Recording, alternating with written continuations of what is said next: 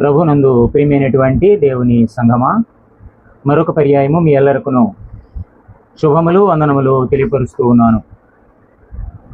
పెంతుకోస్తు ధవళాదివారపు శుభములు వందనములు ఏర్పాటు చేయబడిన లేఖన భాగములను చదవగా విని ఉన్నాం. ధ్యాన వచనముగా యోహాను సువార్త 14వ అధ్యాయం 16వ వచనం చదువుకుందాం. నేను తండ్రిని వేడుకొందును, మీ యొద్ద ఎల్లప్పుడూ నుండుటకై ఆయన వేరొక ఆదరణకర్తను అనగా సత్య స్వరూపియగు ఆత్మను మీకు అనుగ్రహించును. చిన్న ప్రార్థన చేసుకున్నాం. కృపా సత్య సంపూర్ణుడు అయిన మా పరలోకపు దేవా, గడిచిన ఆదివారం నుండి ఆదివారం వరకు మీరు తోడై ఉండి ఈ రీతిగా మీ నామమును స్తుతించుటలో దేవా మీరు తోడై ఉంటున్నందుకు మీకు వందనములు. నన్ను మీ సిలువ చాటును మరుగుపరుచుకుని పెంతుకోస్తు పండుగ ఆదివారపు వర్తమానమును దేవా బిడలకు అందించుటలో కేవలం ఒక సాధనముగా నన్ను వాడుకొని నా నోటి మాటలు మా అందరి హృదయ ధ్యానములు మీకు అంగీకారముగా చేసుకుని యజమానుడికి అర్హమైన పాత్రగా వాడుకొనమని మీరు మహిమ పొంది బిడ్డలను దీవింపచేయమని యేసునామమున అడుగుచున్నాను పరమ తండ్రి, ఆమేన్. ప్రభునందు ప్రియమైనటువంటి వారలారా, పెంతుకోస్తు పండుగ ఆదివారము ధవళ ఆదివారము. ధవళ అనగా తెల్లని, స్వచ్ఛమైన, ప్రశాంతత, కల్మషము లేని పవిత్రతకు సూచనగా ఉంటూ ఉన్నది. పెంతుకోస్తు అనేటటువంటి గ్రీకు భాషా పదము పెంటెకోస్ట్ అను పదము నుండి వచ్చింది. 50వ రోజు అని అర్థము. యేసు పునరుద్ధానుడైన 40 దినములకు ఆరోహణుడైనాడు. ఆరోహణుడైన 10 దినాలకు పరిశుద్ధాత్ముడుగా దిగివచ్చిన రోజు పెంతుకోస్తు దినము. ఇది పెంతుకోస్తు పండుగ. యూదియా పెంతుకోస్తు దినమున మేడగదిలో కూర్చున్న 120 మంది విశ్వాసుల మీదకి పరిశుద్ధాత్మ దిగివచ్చిన నూతన రీతిగా దిగివచ్చి వారిని క్రీస్తునందు నూతన సంబంధములో ఐక్యపరిచాడు. అపోస్తుల కార్యముల గ్రంథము 1వ అధ్యాయము 13-15 వచనాలు గమనిస్తే, వారు పట్టణములో ప్రవేశించి తాము బస చేయుచుండిన మేడగదిలోనికి ఎక్కిపోయిరి. వారెవరనగా పేతురు, యోహాను, యాకోబు, ఆంద్రయ్య, ఫిలిప్పు, తోమా, బర్తలోమయి, మత్తయి, తద్దయి కుమారుడు యాకోబు, జెలోతే అనబడిన సీమోను, యాకోబు కుమారుడగు యోధా అనువారు. 12 మంది శిష్యుల పేర్లు ఇక్కడ మనం చూస్తూ ఉన్నాం. 15వ వచనంలో, ఆ కాలమందు ఇంచుమించు 120 మంది సహోదరులు కూడి ఉండగా పేతురు వారి మధ్య నిలిచి ఇట్లా నేను 120 మంది సుమారుగా ఉన్నటువంటి సందర్భం. అపోస్తుల కార్యముల గ్రంథము 2వ అధ్యాయం 1వ వచనంలో, పెంతెకోస్తు పండుగ దినము వచ్చినప్పుడు అందరూ ఒక చోట కూడి ఉండిరి. పరిశుద్ధాత్ముడు ఆదరణకర్త దిగి వచ్చిన దినము సంఘ జన్మదినముగా మనము చెప్పుకోవచ్చు. పెంతెకోస్తు దినముగా, పండుగ ఆచరణగా పరిశుద్ధాత్మ కార్యాలు జరిగిన దినము. మోషే ద్వారా దేవుడు ఇశ్రాయేలీయులకు పెంతెకోస్తు పండుగ ఆచరణను గురించి హెచ్చరికలు తెలిపాడు. పెంతెకోస్తు పండుగ అనగా ఇశ్రాయేలీయులు ఆచరించు పండుగ. ఇది దేవుని ఏర్పాటు చేత చేయబడినది. 7 వారముల పండుగ. నిర్గమకాండము 34వ అధ్యాయం 22వ వచనములో, మరియు నీవు గోధుమల కోతలో ప్రథమ ఫలముల పండుగను అనగా వారముల పండుగను, సంవత్సరాంతమందు పంట కూర్చు పండుగను ఆచరింపవలెను. ప్రథమ ఫలముల పండుగ, వారముల పండుగ, సంవత్సరాంతపు పండుగ అని ఈ పెంతెకోస్తు పండుగను పాత నిబంధన కాలంలో జరిపించిన విధానము. నిర్గమకాండము 23వ అధ్యాయం 16వ వచనంలో దీనిని కోత పండుగ అని కూడా సిఎస్ఐ చర్చివారు, మన ఏఎల్సి సంఘంలో కూడా కొన్ని ప్రాంతాల్లో కొన్ని సంఘాలలో కోత పండుగ అని చాలా ఘనముగా దేవుని నామమును స్తుతిస్తూ ప్రథమ ఫలాలతో దేవుని సన్నిధికి వచ్చి పండుగ ఆచరణ విధానమును జరిపిస్తూ ఉన్నారు. ఈ పండుగ మన సమర్పణకు సూచనగా ఉంటూ ఉన్నది. ఇక్కడ 3 విషయాలను మనం గమనించవచ్చు. ఒకటి, జస్టిఫికేషన్. రోమపత్రిక 8వ అధ్యాయం 26వ వచనంలో ప్రార్థన ఎలా చేయాలో నేర్పుతాడు పరిశుద్ధాత్ముడు. శాంటిఫికేషన్, సత్క్రియలు ఎలా చేయాలో నేర్పుతాడు పరిశుద్ధాత్ముడు. గ్లోరిఫికేషన్, ప్రవర్తన ఎలా ఉండాలో నేర్పుతాడు.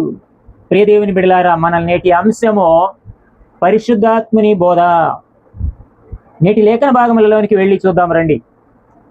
యోవేలు గ్రంథము 2వ అధ్యాయం 28వ వచనాన్ని గమనించినట్లయితే, తరువాత నేను సర్వజనుల మీద నా ఆత్మను కృమ్మరింతును, మీ కుమారులను మీ కుమార్తెలను ప్రవచనములు చెప్పుదురు, మీ ముసలివారు కలలు కందురు, మీ యవనులు దర్శనములు చూతురు. ఇక్కడ ఉపాంశము ఆత్మ క్రొమ్మరింపుతో కూడిన పని.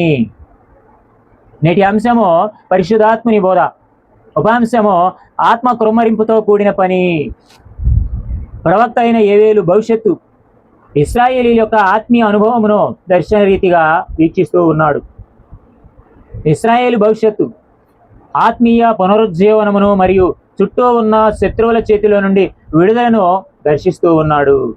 యెహెజ్కేలు గ్రంథము 39:29లో, జకర్య గ్రంథము 12:10లో రాజ సంతతి యెరూషలేము నివాసుల మీద మాత్రమే దేవుని ఆత్మ కృమ్మరింపబడునని ప్రవచించగా, యోవేలు ప్రవక్త దర్శనములో సర్వజనుల మీద దైవాత్మ కృమ్మరింపబడేదిగా ఉంటూ ఉన్నదని, దేవుని సార్వత్రిక ఆత్మగా దర్శించాడు. కుమార్తెలు, కుమారులు, ముసలివారు, యవనస్తులు, పనివారు, పనికత్తెలు మొదలగు వారి మీద అనగా తన ఆత్మ కృమ్మరించుటను క్రీస్తు రాజ్య సంపూర్ణ విజయానికి సంకేతముగా ఉన్నదని చెప్పుచున్న సందర్భము. యోవేలు గ్రంథము 2:28-29 వచనాల్లో ఆత్మ కృమ్మరింపును చూస్తూ ఉన్నాం. 30 నుండి 32 వచనాల్లో ప్రభువు దిన సూచనలు, విశ్వాసుల విడుదల. 28 వచనం మనం మూల వచనంగా చదువుకున్నాం. దేవుని ఆత్మను పొందుటకు సర్వజనులకు అవకాశము ఉన్నది. దేవుని ఆత్మ కృమ్మరింపులో పక్షపాతము లేదు, లింగ జాతి భేదములు లేవు, వాటికి తావే లేదు. ఇది పెంతుకోస్తు దినపు కృమ్మరింపు పరిశుద్ధాత్మ అనుభవమునకు సూచనగా ఉన్నది. గతములో దేవుని ఆత్మ రాజులకు, ప్రవక్తలకు, యాజకులకు, న్యాయాధిపతులకు, నాయకులకు మాత్రమే పరిమితమని భావించేవారు. యోవేలు గ్రంథములో దేవుని యందు విశ్వాసం ఉంచిన వారందరికీ, ఆయన నామమున ప్రార్థన చేయ వారందరికీ పరిశుద్ధాత్ముడు నేడు అందుబాటులో ఉంటాడని తెలియజేస్తున్నాడు. 30వ వచనంలో అంటున్నాడు కదా, మరియు ఆకాశమందును భూమి యందును మహత్కార్యములను అనగా రక్తమును, అగ్నిని, దోమ స్తంభములను కనుపరచెదరు. యెహోవా దినమనున్నది దేశములకు తీర్పు తీర్చు కాలము. దేవుడు తనకు ప్రార్థించు వారికి అందరికీ నిత్య శిక్ష నుండి తప్పించి రక్షించునని వాగ్దానం చేస్తూ ప్రోత్సహిస్తూ ఉన్నటువంటి సందర్భము. పత్రికా పాఠ్య భాగమును గమనించినట్లయితే ఎఫెసీ పత్రిక 4:14 వచనంలో, అందువలన మనం ఇక మీదట పసిమెల్లలమై ఉండి మనుష్యుల మాయోపాయముల చేత వంచనతోనూ తప్పు మార్గమునకు లాగు కుయుక్తితోనూ గాలికి కొట్టుకొని పోవునట్లు కల్పింపబడిన ప్రతి ఉపదేశమునకు ఇటు అటు కొట్టుకొని పోవచ్చు అలల చేత ఎగురగొట్టబడిన ఎగురగొట్టమైన వారుండునట్లుండక. ఇక్కడ ఉపాంశము కృపావరములతో కూడిన పని.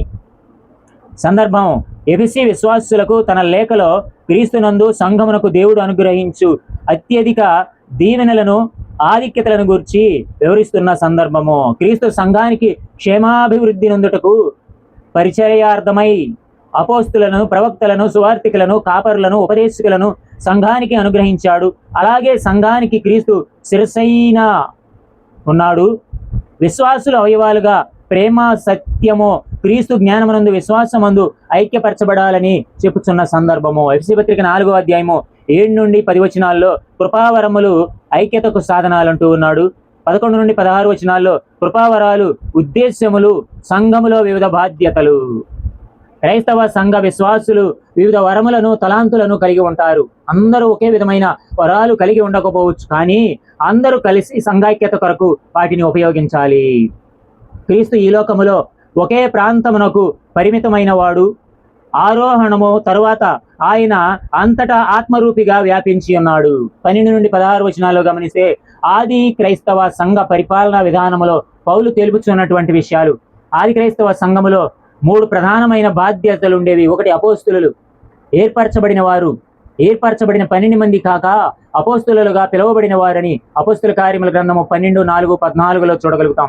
బర్నబా, యాకోబు, సిల్వాను, అంద్రోనియ, మరి యూనియా అనేటటువంటి వీరందరినీ మనం అక్కడ చూస్తున్నాం. 2 ప్రవక్తలు, 3 సువార్తికులు, 4 కాపరులు, ఉపదేశకులు.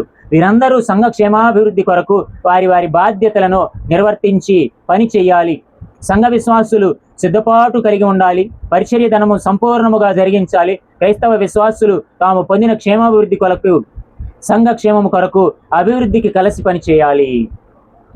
స్వార్థ పాఠ్య భాగంలోకి వెళదాం. యోహాను సువార్త 14వ అధ్యాయం 18వ వచనంలో, మిమ్మును అనాథులనుగా విడువను, మీ యొద్దకు వత్తును, కొంతకాలమైన తరువాత లోకము నన్ను మరి ఎన్నడూనూ చూడదు. ఇక్కడ ఉప అంశము సహవాస మార్గముతో కలిసి పనిచేయాలి. యేసుక్రీస్తు తన శిష్యులతో కలిసి మేడగదిలో చివరి పస్కాను ఆచరిస్తూ వారికి గొప్ప నిరీక్షణను దయచేయచ్చు ఉన్నాడు. నేను మీ మధ్య నుండి వెళ్ళిపోతున్నాను, అయితే మీకు ఒక ఆదరణకర్తను అనుగ్రహిస్తాను, మిమ్మల్ని అనాథులనుగా విడువనని చెప్పుచూ ఉన్నటువంటి సందర్భము. 15వ వచనం నుండి 17వ వచనం వరకు ఆదరణకర్తను గురించిన వాగ్దానము, 18 నుండి 21వ వచనం వరకు సహవాసమునకు మార్గము, మానవ సమస్యలలో, బాధలలో, వ్యాధులలో, దుఃఖములలో ఓదార్చుటకు, సహాయపడుటకు ఆదరణకర్తను వాగ్దానము చేయిచూ ఉన్నాడు. ఆదరణకర్త అనుకూలుడు, సహాయకుడు. 18 నుండి 21 వచనాల్లో సహవాస మార్గం. 18వ వచనం అంటున్నారు కదా, మిమ్మును అనాథులనుగా విడువను, మీ యొద్దకు వత్తును, కొంతకాలమైన తరువాత లోకము నన్ను మరి ఎన్నడూనూ చూడదు అనే మాట తండ్రి లేని వారిగా, గురువు లేని శిష్యులుగా విడువను అంటూ మరలా మీ సహవాసములోనికి వస్తానని మంచి శుభవార్త చెప్పుచూ ఉన్నాడు. 21వ వచనంలో, నా ఆజ్ఞలను అంగీకరించి వాటిని గైకొనువాడు నన్ను ప్రేమించువాడు నా తండ్రి వలన ప్రేమింపబడును, నేనును వానిని ప్రేమించి వానికి నన్ను కనబరుచుకుందునని చెప్పాను. ఇక్కడ ఆజ్ఞలను గైకొని వాడే నన్ను ప్రేమించువాడు అనగా ప్రేమ, విధేయత, అవినాభావ సంబంధంపై ఆధారపడును. నన్ను ప్రేమించు